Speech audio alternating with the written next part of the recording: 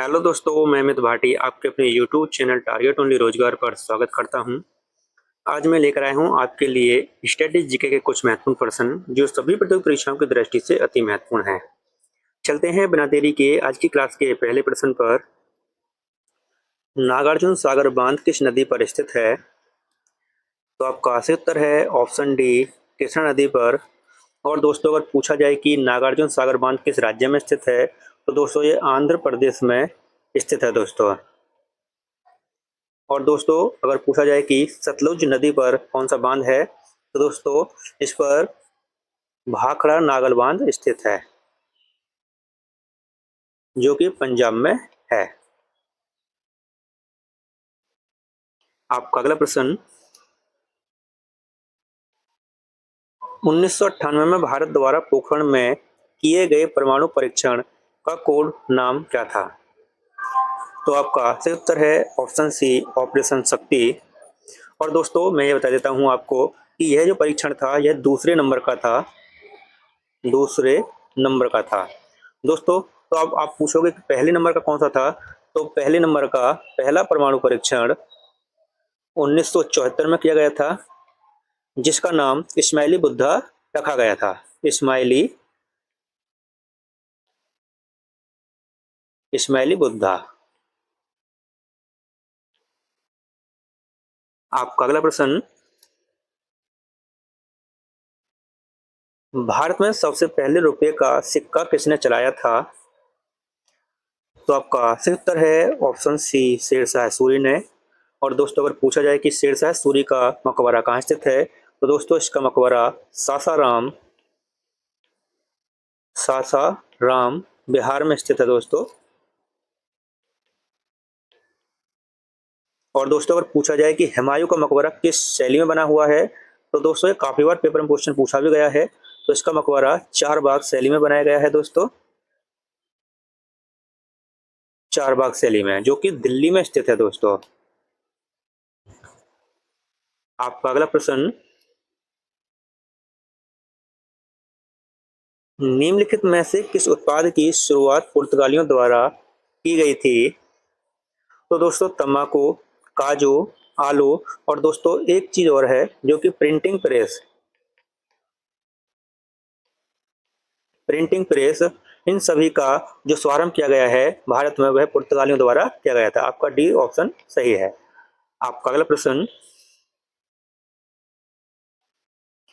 किस नगर को शाश्वत नगर कहा जाता है? तो आपका सही उत्तर है ऑप्शन बी, रोम को।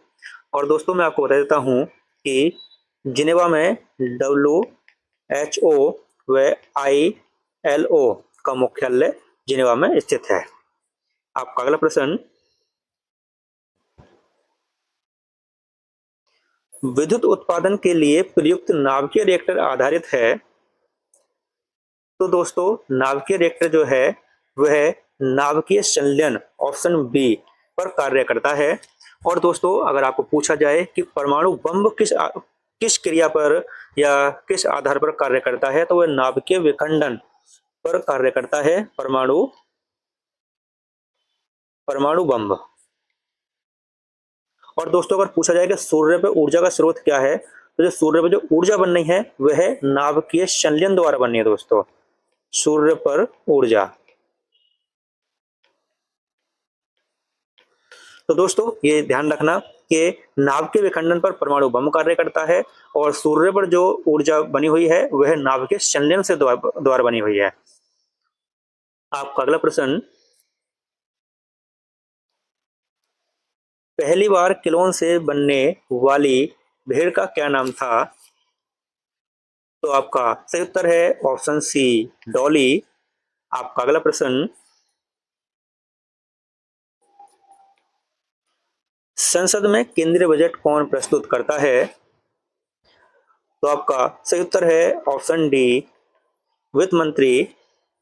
और दोस्तों मैं आपको देता हूं कि यह किस अनुच्छेद द्वारा पेश किया जाता है, तो यह अनुच्छेद 112 के द्वारा पेश किया जाता है, जिसे वार्षिक वित्तीय विवरण कहते हैं। वार्षिक वित्तीय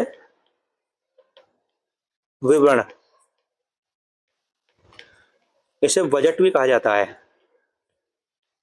और दोस्तों अगर पूछा जाए कि धन विधेयक की परिभाषा किस अनुच्छेद में दी गई है, तो दोस्तों धन विधेयक की जो परिभाषा है वह अनुच्छेद 110 में दी गई है दोस्तों। धन विधेयक की, धन विधेयक। आपका अगला प्रश्न,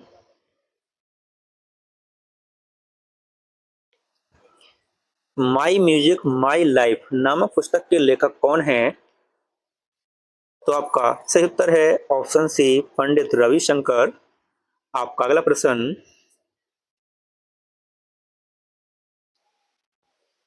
इलायची पहाड़ियां कहाँ स्थित हैं? तो आपका सही उत्तर है ऑप्शन बी, पश्चिमी घाट पर। और दोस्तों अगर यह पूछा जाए कि भारत में सर्वाधिक जैव विविधता कहाँ पाई जाती है, सर्वाधिक जैव विविधता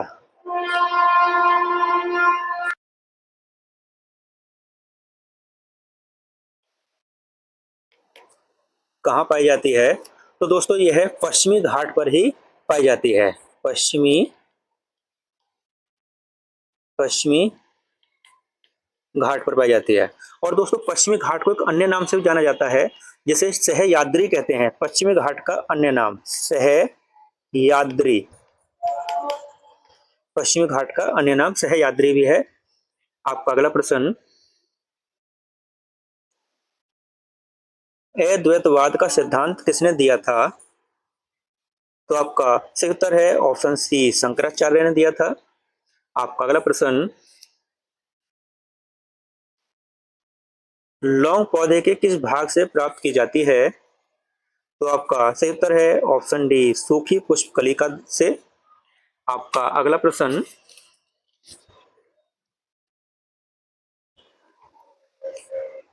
किस राज्य को पहले उत्तर पूर्व सीमांत संस्था के नाम से जाना जाता था? तो आपका सही उत्तर है ऑप्शन बी, अरुणाचल प्रदेश को। आपका अगला प्रश्न, जवाहर टनल किस राज्य में स्थित है? तो आपका सही उत्तर है ऑप्शन ए, जम्मू कश्मीर में। और दोस्तों मैं आपको बता देता हूं कि जवाहर सुरंग जो है वह NH 44 पर पड़ती है, जो कि जम्मू कश्मीर में है। इसकी लंबाई, जवाहर सुरंग की लंबाई कितनी है? तो 2.85 किलोमीटर है दोस्तों, इसकी लंबाई किलोमीटर, 85 किलोमीटर।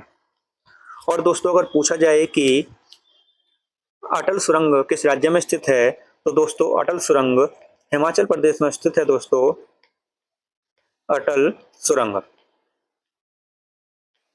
और दोस्तों अगर पूछा जाए कि अटल सुरंग की लंबाई कितनी है, तो दोस्तों अटल सुरंग की लंबाई 9.02 किलोमीटर है दोस्तों। आपका अगला प्रश्न, भारत का पहला ब्रिटिश वायसराय कौन था? तो आपका सही उत्तर है ऑप्शन ए, लॉर्ड कैनिंग।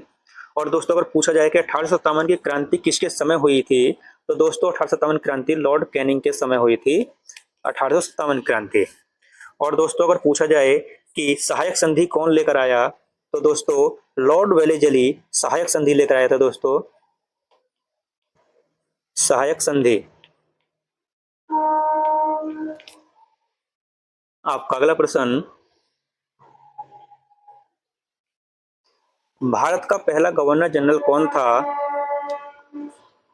तो दोस्तों आपका सही उत्तर है option A, Lord William Bentinck. और दोस्तों मैं आपको देता हूं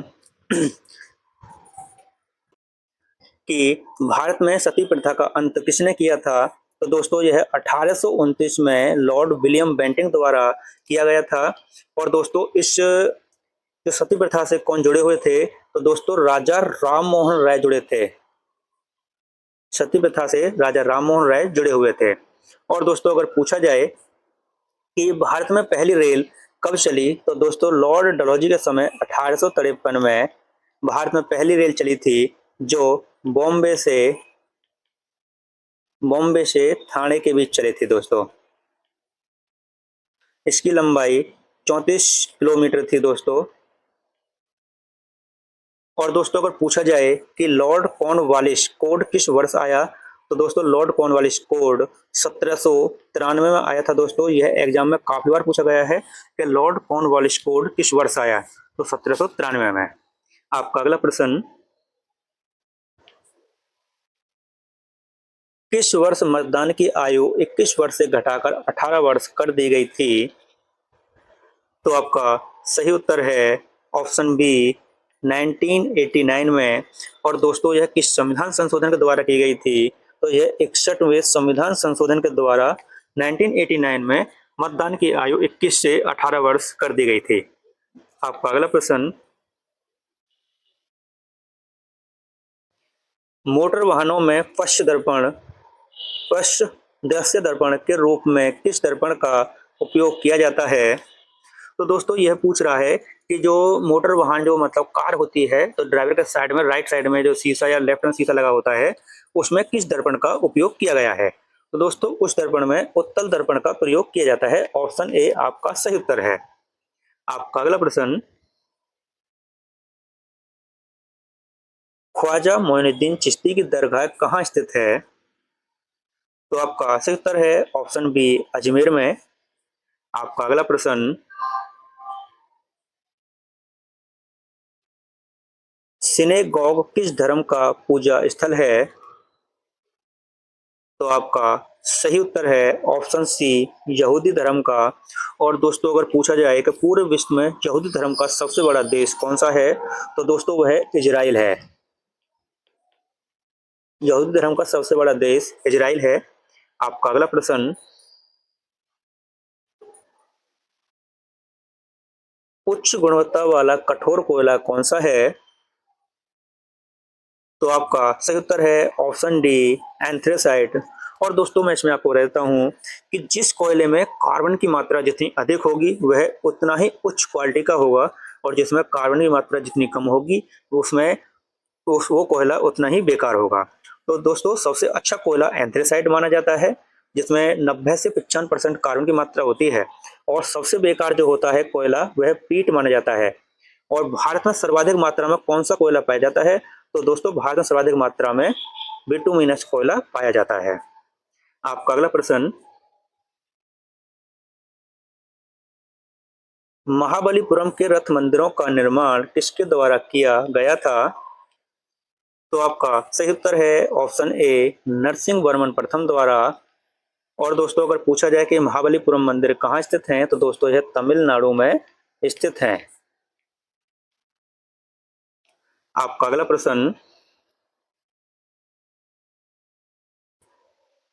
वर्ल्ड वाइड वेब का आविष्कार किसने किया था, तो आपका सही उत्तर है ऑप्शन ए टिम बर्नली ने किया था। और दोस्तों एक क्वेश्चन बहुत पूछा जाता है कि WWF की फुल फॉर्म क्या है, तो दोस्तों मैं आपको बता देता हूं कि WWF की फुल फॉर्म क्या है। World wide life fund. तो दोस्तों WWF की फुल फॉर्म है वर्ल्ड वाइड लाइफ फंड। आपका अगला प्रश्न, भारत का सबसे बड़ा मछली निर्यातक राज्य कौन सा है, तो आपका सही उत्तर है ऑप्शन बी केरल। और दोस्तों अगर पूछा जाए कि भारत में सबसे लंबी तट सीमा वाला राज्य कौन सा है, तो दोस्तों भारत में सबसे लंबी तट सीमा वाला राज्य गुजरात है। और दोस्तों इसकी जो लंबाई है तट सीमा की लगभग 1600 किलोमीटर की इस तट की लंबाई है। आपका अगला प्रश्न, भारतीय कांग्रेस पार्टी के सबसे लंबे समय तक पद पर रहने वाले अध्यक्ष कौन थे, तो आपका सही उत्तर है ऑप्शन सी सोनिया गांधी। और दोस्तों अगर पूछा जाए कि भारतीय राष्ट्रीय कांग्रेस की स्थापना कब हुई थी, तो दोस्तों इसकी स्थापना 1885 में हुई थी, जो कि उस समय जो भारत के गवर्नर थे वह डफरिन थे डफरिन डफरिन थे। और दोस्तों यह भारतीय राष्ट्रीय कांग्रेस की जो स्थापना की थी वह किसने की थी, तो दोस्तों भारतीय राष्ट्रीय कांग्रेस की स्थापना ए ओ ह्यूम ने की थी दोस्तों। और दोस्तों अगर पूछा जाए कि भारतीय राष्ट्रीय कांग्रेस के पहले अध्यक्ष कौन थे, तो पहले अध्यक्ष WC बनर्जी थे दोस्तों। पहले अध्यक्ष WC बनर्जी थे, जिनका पूरा नाम व्योमेश चंद्र बनर्जी है। आपका अगला प्रश्न, एकता प्रणाली प्रथा किसने शुरू की थी? तो आपका सही उत्तर है ऑप्शन डी, इल्तुतमिश ने की थी। और दोस्तों मैं आपको बता देता हूँ कि भारत में गुलाम वंश की स्थापना जो की थी, गुलाम वंश की स्थापना 1206 में कुतुबुद्दीन ऐबक द्वारा की गई थी। ऐबक द्वारा की गई थी। और दोस्तों अगर पूछा जाए कि दोस्तों मैं आपको देता हूँ गुलाम वंश की जो स्थापना की थी वह 1206 में ऐबक द्वारा की गई थी, लेकिन अगर पूछा जाए कि गुलाम वंश का वास्तविक संस्थापक कौन माना जाता है, वास्तविक संस्थापक, तो वह दोस्तों इल्तुतमिश माना जाता है, इल्तुतमिश। गुलाम वंश का वास्तविक संस्थापक इल्तुतमिश है। और दोस्तों अगर पूछा जाए कि भारत की पहली महिला पहली महिला सुल्तान कौन थी, तो वह रजिया सुल्तान थी दोस्तों। रजिया सुल्तान थी जो भारत की पहली महिला सुल्तान थी। और दोस्तों यह पेपर में पूछा जाता है कि भारत की पहली महिला सुल्तान रजिया सुल्तान किसकी पुत्री है, तो दोस्तों वह रजिया सुल्तान इल्तुतमिश की पुत्री है। दोस्तों काफी बार एग्जाम में पूछा भी गया है। आपका अगला प्रश्न, विश्व में सबसे बड़ा डाक तंत्र किस देश का है? तो आपका सही उत्तर है ऑप्शन ए, भारत का। और दोस्तों मैं आपको कहता हूं कि रूस की राजधानी मॉस्को है दोस्तों। मॉस्को जापान की टोक्यो है दोस्तों। और दोस्तों अमेरिका की वॉशिंगटन डीसी है।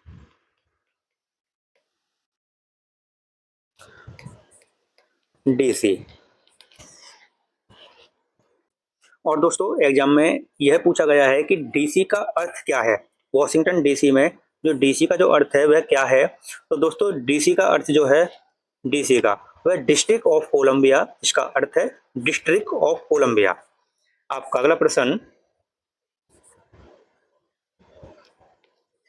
भारतीय तिरंगे झंडे में अशोक चक्र का रंग क्या है? तो आपका सही उत्तर है ऑप्शन सी, गहरा नीला। और दोस्तों मैं आपको बता देता हूं कि अशोक चक्र में कुल तिल्लियां कितनी हैं, तो अशोक चक्र में कुल तिल्लियां 24 यानी 24 हैं। आपका अगला प्रश्न, भारत का समय ग्रीनविच से कितने घंटे आगे है? तो आपका सही उत्तर है ऑप्शन ए, 5.5 घंटे आगे है। और दोस्तों अगर पूछा जाए कि कितने देशांतर आगे है, तो दोस्तों भारत का जो समय है वह ग्रीनविच से 82 सही 1/2 डिग्री पूर्वी देशांतर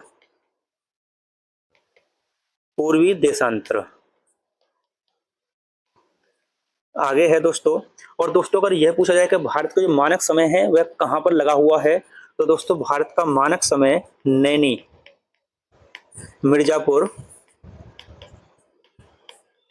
मिर्जापुर इलाहाबाद में लगा हुआ है। आपका अगला प्रश्न, चिल्का झील किस राज्य में स्थित है? तो आपका सही उत्तर है ऑप्शन सी, ओडिशा में। और दोस्तों मैं आपको देता हूं कि भारत में रामसर साइट पहली कौन सी है, तो दोस्तों भारत की पहली रामसर साइट चिल्का झील है दोस्तों। पहली रामसर साइट कौन सी है, तो दोस्तों यह चिल्का झील है। और दोस्तों यह किस वर्ष इसमें शामिल की गई थी, तो यह 1982 में इसमें शामिल की गई थी।